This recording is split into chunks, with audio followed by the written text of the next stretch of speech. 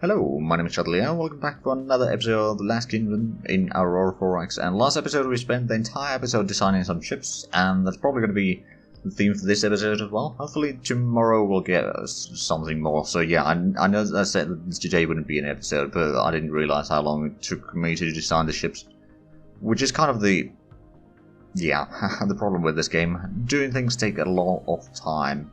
Right, but we got those now set up. Let's go ahead and design some ships for the House Aratine. Probably go for... You know what, let's just do a new ship design, rename, we'll put the F in front of that. Because that is the letter... It's a bit unfortunate letter as a... place for there. Probably... Well, we'll put it as Corvette. We'll probably redesign it as something else later on. Let's see. We'll go for 4 armor, 9 months of deployment time. Now the instructions were for this. Let me actually get that up again. If I remember correctly, it was just the early ships, just lightly armored. Armored seawers and long-range sensors. And not really a fighting vessel right now. But yeah, so 4 layers of armor is probably fine. We'll add in the seawers. Probably add in 2 of them at least. Then engines.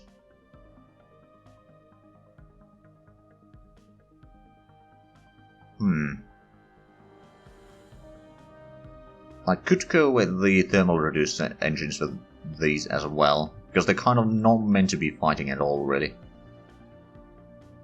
Or very little. I might actually put in either sunbeam weapons, though. Let's see, if we add in, say, 2 of these, is that going to be a big problem? Maybe, okay, maybe just 1 then. Add in strength 4 beam. Then we'll add in a small reactor. Standard beam fire control. We'll add in... Well, they didn't want to have long range sensors, so we'll put in the... Well, no, we'll just put in one of those. Because we still need to put in the EM sensors and thermal sensors in there. As long as... all as big as possible. And then we have a little bit extra room here. We have very low range, so we probably need to increase the range with some extra fuel storages. So let's see, probably want to get it to close to 30 billion. With 10 fuel storage, that would actually be a thing. Add in an extra one, and then we'll add in some small maintenance. Oh, actually, no, don't add in an extra one. Engineering space and the failure rate is still pretty high. It's not good. We got a decent... Well, actually, we don't have all that high MSP either. But in some of these... Probably put in a tiny fuel storage there and a fighter fuel storage. Okay, so we got at least a 30 billion range. It has 1 offensive weapon. And the Z-Whiz bomb destroying some missiles at least. It has this regular, or the standard speed. It has long range sensors, that's for sure. But yeah, it's not necessarily... Yeah, it's not a fighting ship, but it can certainly spot the enemies relatively far away. And with the reduced thermal signature, it should be able to spot the enemies before they spot this.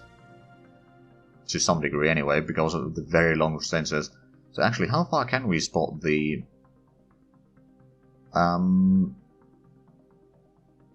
Okay, 31.6 million kilometers for the 1000 signature.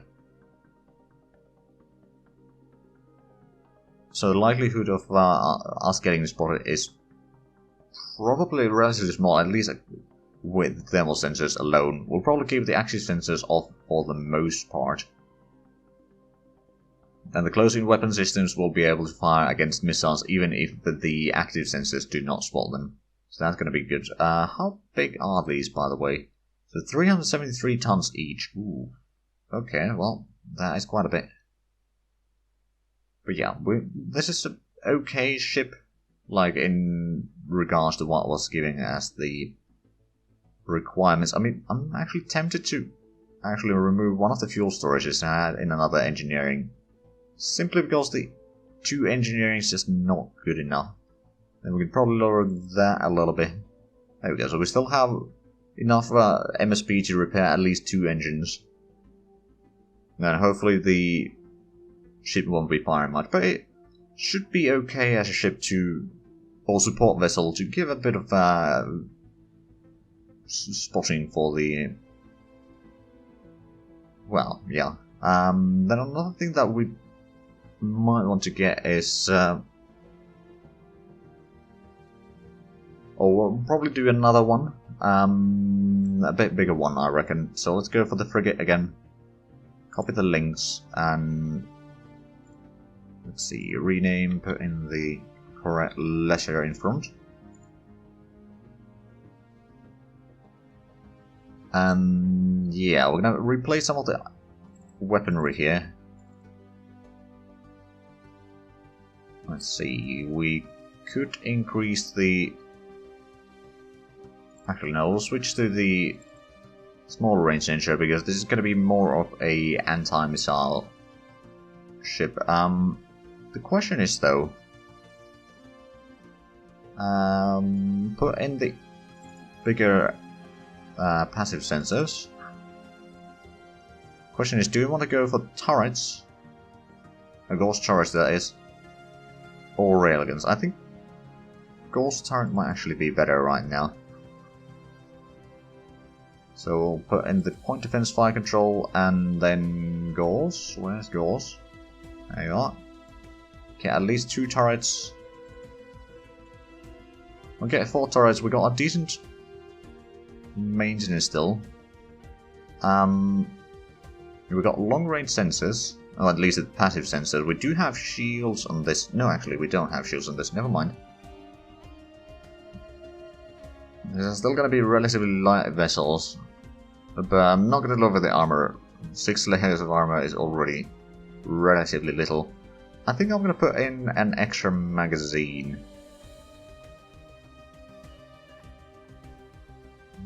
Where are you in the list? Probably starts with an M. Right, so we got that one added in. Do you want to put in a bit extra fuel, or...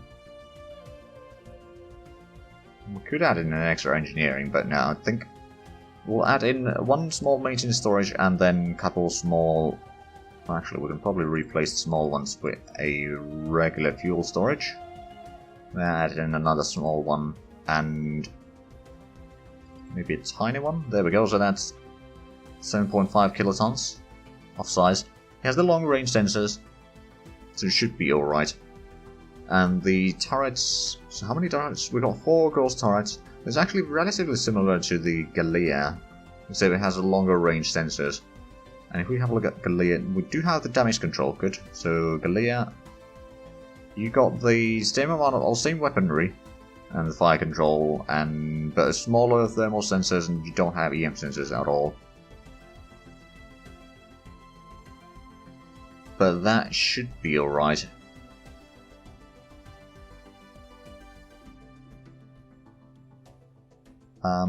Right, hold on, there you are, at links. Again, for these as well, I'll be getting the, as I said in the previous episode, I'll be getting some of the names probably later in the day under I'm recording, which is the Monday, and this will be out on Tuesday, so as you can see, I've kind of run out of, well, buffer for the episodes. Right, so that's set up. Is there something else that I need to design? Like I got the light carrier, I got some of the light cruisers. I might go ahead and design a cruiser for House Romanov actually. Let's take this Panther and copy that. We'll rename that after. We'll put in the D in front there for House Romanov, and then we'll switch around the weaponry a little bit. So a lot of the House Romanov ships have been heavy on railguns, so we'll probably go with the railguns for this one as well.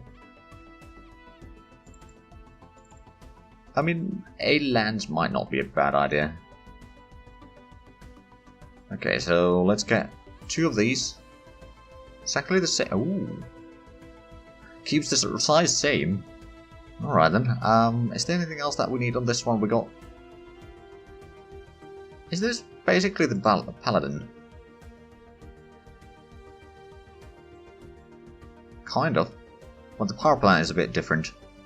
Which actually I wonder, could we lower that to the fast cool reactor then? We could. That gives us a tiny bit of extra tonnage to work with. But there's not too much that we can do with that tonnage though. Maybe add in another small maintenance storage bay and a tiny one? Or if we take the tiny one away from there, we can get rid of these and put in a fuel storage instead. So that increases the hit to kill by 1. I mean, technically, if we were to replace all 2 of the large fuel storages as well with regular ones, it does increase the cost of the ship. At the same time, it does give an extra 8 hit points, which in the long run is going to be very useful. Now, to be fair, it might... Ooh, actually, that's a question. Let's see, so we've got annual failure rate of 100 right now. If we replace one of those with a large one, still 100. But okay, so it's 1.4%. Just wondering if we can make a difference. No, I don't think it really makes a difference. Not with just one. Let's see if we replace all of these with large ones. Does that have a... No, it doesn't have effect on the failure rate or anything like that. It does have effect on the total cost of the ship though. Which honestly, we might want to try to keep it a bit lower. But yeah, you got the same weaponry more or less as the Hand of the King's vessels, or the Paladin class light cruiser. And I'll rename this off camera as well. I'll need to ask House Romanov player what they want this to be named. But yeah, we got those set up. Is there something else that we needed to design in terms of ship? Not necessarily. Do we have... So Panther, you got lances and all that sort of stuff. Does the Royal Faction have anything that has railguns? I don't think we do. Not anymore, anyway. Fair enough.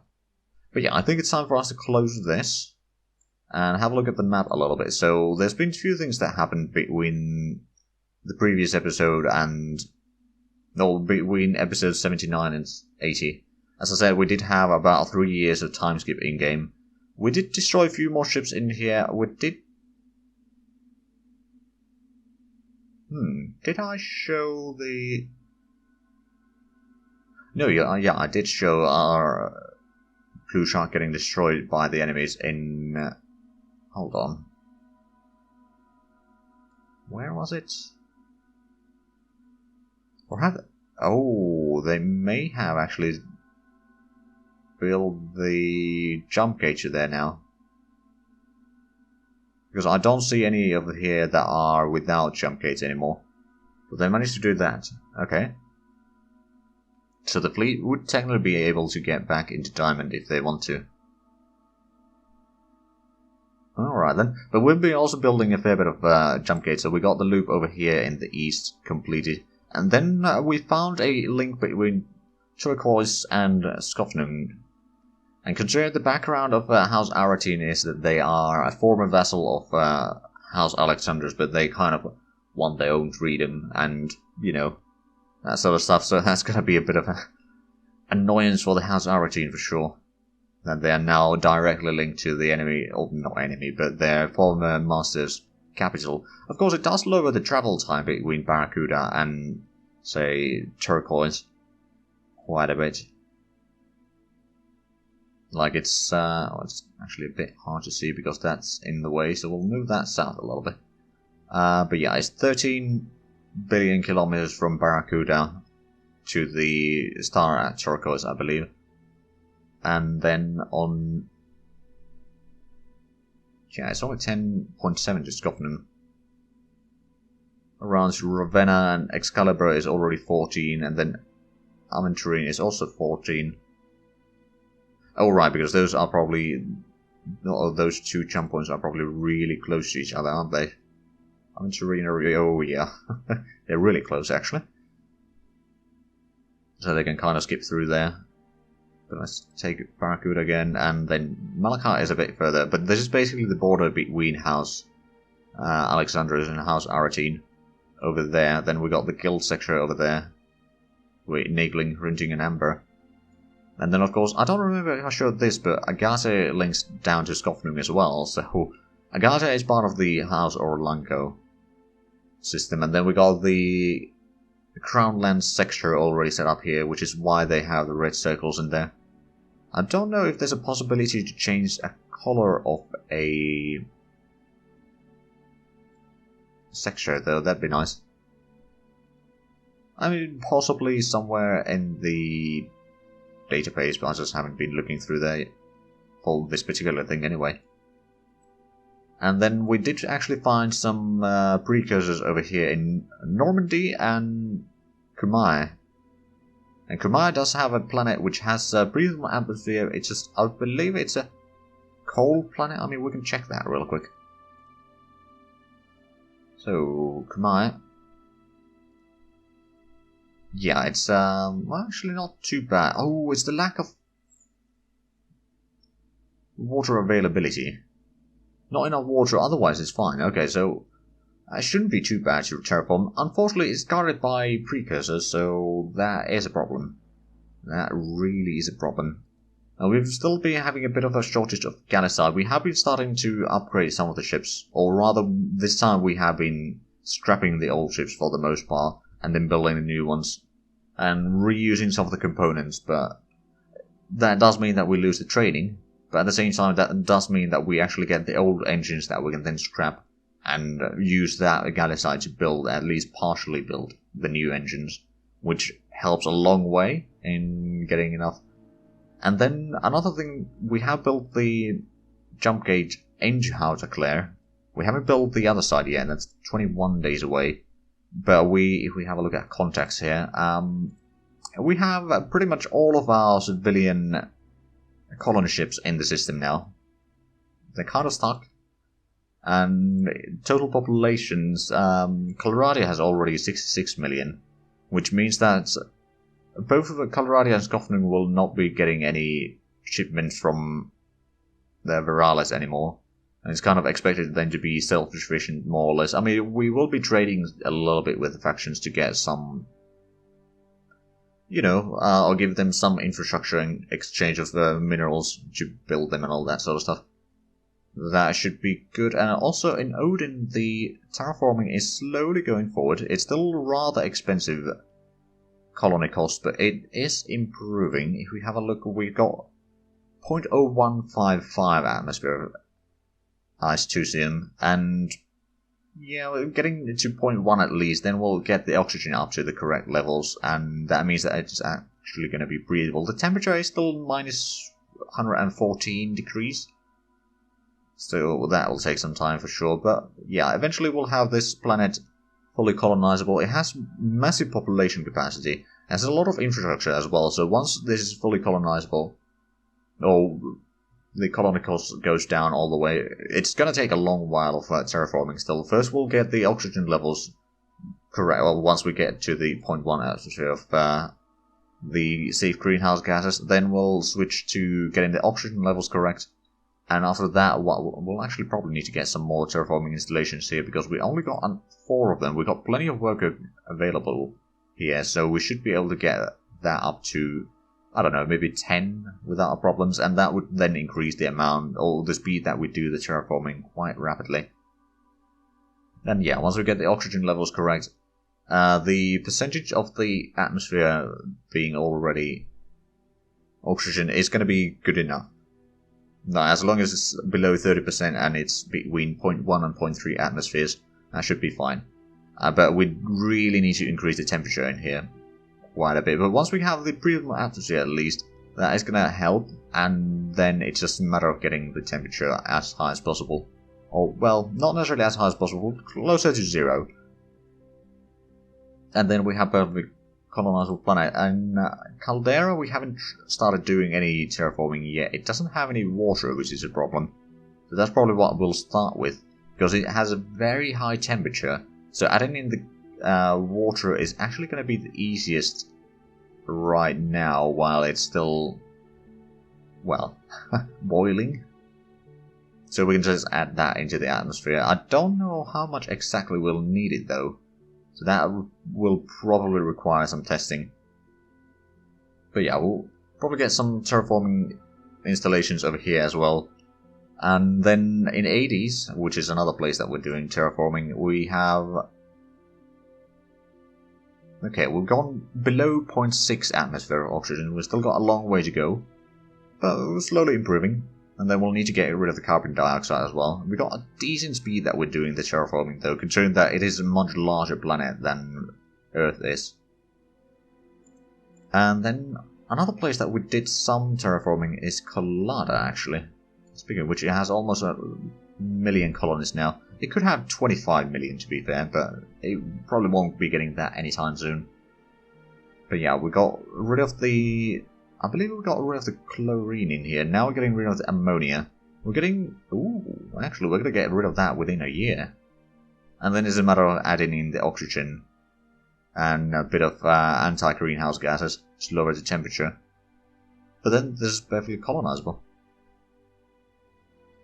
But yeah, the oxygen, well, it's going to take a fair bit of time. Of course, we currently have very low manufacturing efficiency. We got a total of 7 terraforming installations, actually. Oh yeah, terraforming, so this is much smaller than Earth, so the terraforming rate is multiplied by 3.14. So that really helps. And we still got 100 installations in here. We did bring in one of the construction regiments in. And then in excavation station...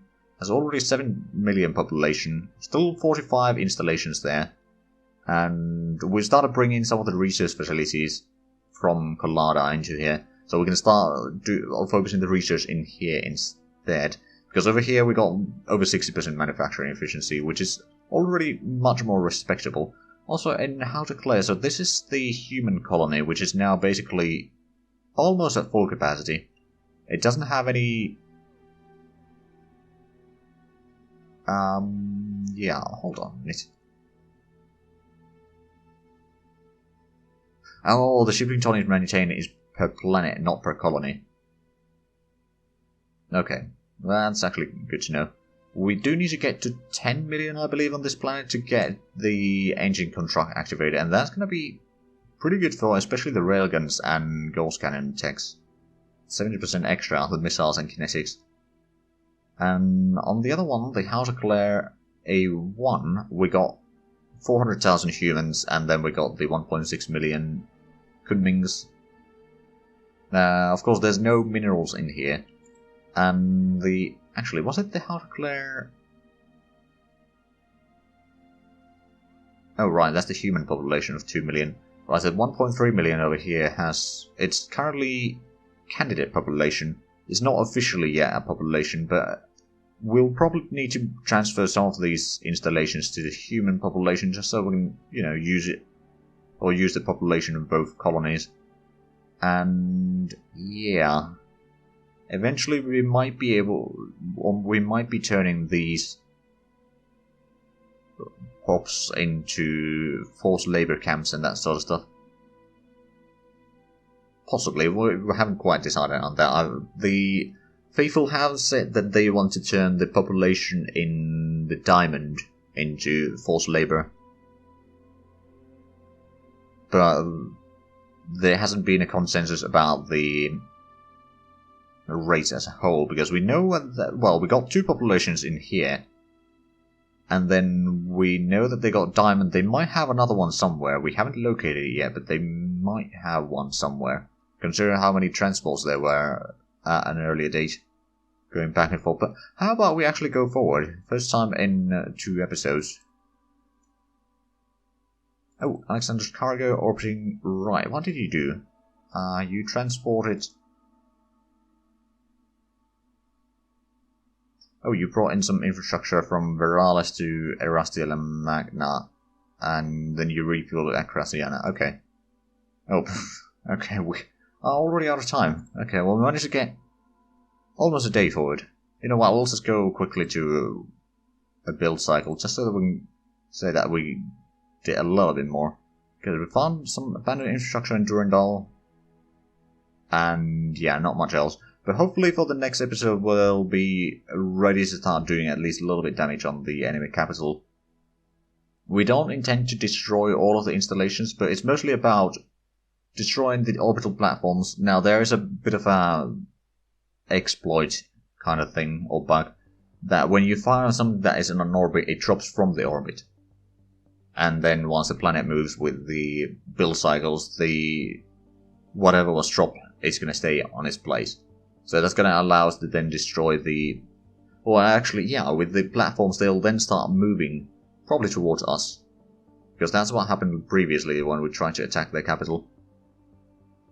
Oh, and another thing we might be able to do is destroy the shipyards. On the other hand, if we can manage to capture the planet, then I'd rather keep the shipyards. Although the tonnages and all that will need to be fiddled quite a bit. But yeah, no, I think what we will do in the next episode then is we'll try to destroy the orbital platforms and maybe do a little bit of damage on the SDOs. So there might not be episode tomorrow then, just to... in case it takes too long to get to that, because it may take quite a few hours. But anyway, if you enjoyed this, please like, comment, subscribe if you haven't already. Also check out the links down below in the description. But other than that, thank you very much for watching, and until next time, bye bye.